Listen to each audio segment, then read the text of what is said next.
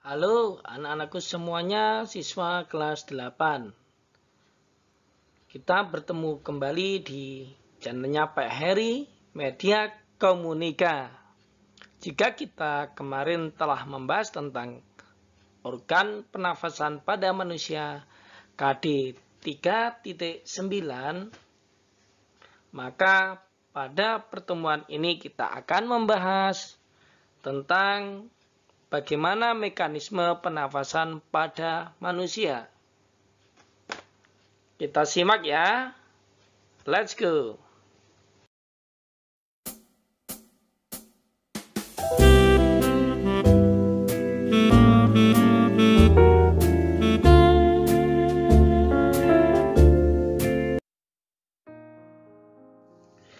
Dalam mengambil nafas ke dalam tubuh dan membuang nafas ke udara dapat kita lakukan dengan dua cara pernafasan. Pertama, pernafasan dada. Kedua, pernafasan perut atau diafragma. Nah, perhatikan gambar tersebut. Saat kita menghirup udara, pernafasan itulah yang disebut sebagai fase inspirasi. Dan saat kita mengeluarkan udara pernafasan dari organ pernafasan kita keluar, maka itu disebut sebagai ekspirasi.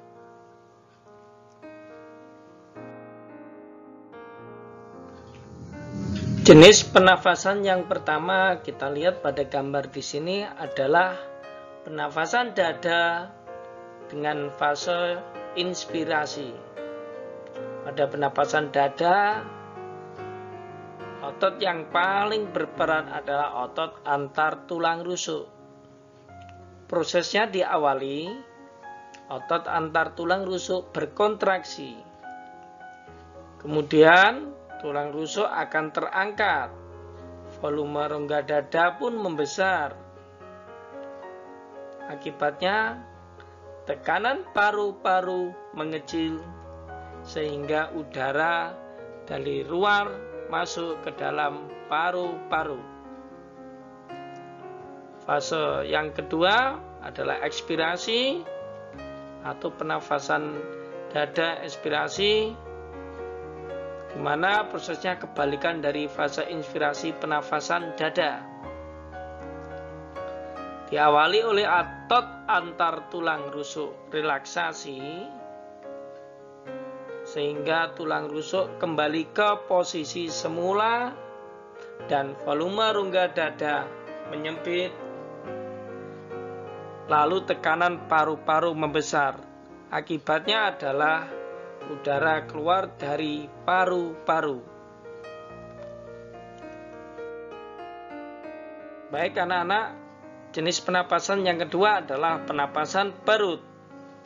Pada pernapasan perut, mekanismenya melibatkan otot-otot diafragma, yaitu otot yang membatasi rongga perut dan rongga dada.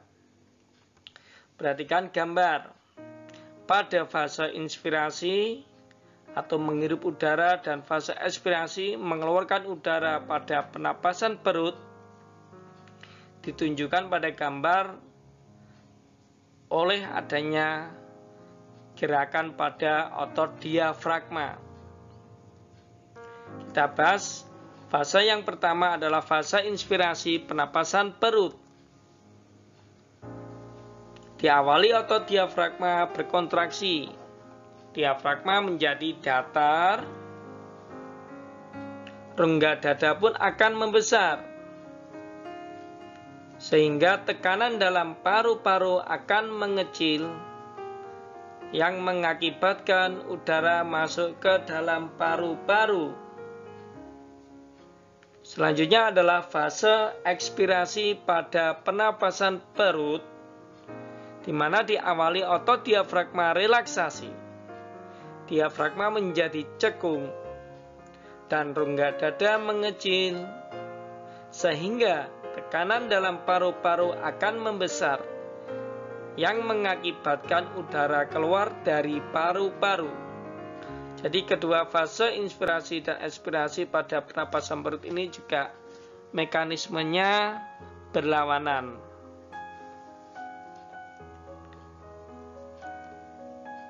Setelah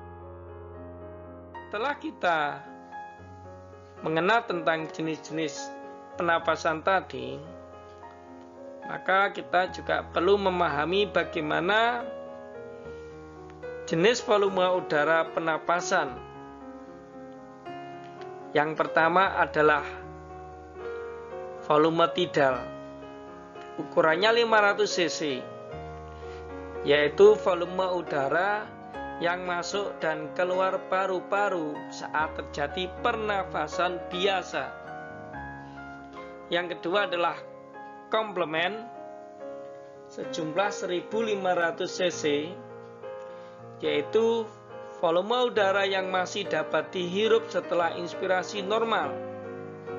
Sedangkan volume udara yang masih dapat dikeluarkan dari paru-paru setelah ekspirasi normal sejumlah 1500 cc disebut suplemen. Jadi komplement dan suplemen ini kebalikan. Vital atau udara vital jumlahnya 3500, merupakan jumlah volume tidal ditambah volume komplement dan suplemen, atau volume maksimal yang dapat dikeluarkan dalam satu ekspirasi setelah inspirasi maksimal. Sedangkan volume residu adalah volume udara yang tersisa di dalam paru-paru setelah melakukan ekspirasi maksimal dengan volume sejumlah 1000 cc. Volume udara total merupakan jumlah volume vital ditambah volume residu atau volume udara seluruhnya yang dapat ditampung paru-paru. Jadi vital ditambah residu, vitalnya tadi adalah 3500 cc ya anak-anak, ditambah residu 1000 cc, sehingga kalau kita jumlahkan volume totalnya adalah 4500 cc. Baiklah anak-anakku semuanya, kita telah membahas materi yaitu mekanisme pernapasan pada manusia serta volume udara pernafasan. Kita masih ada satu materi lagi yaitu tentang gangguan pernafasan. Untuk materi selanjutnya tetap simak di channelnya PRI Media Komunika. Tetap semangat belajar, jaga protokol kesehatan. Wassalamualaikum warahmatullahi wabarakatuh. See you again.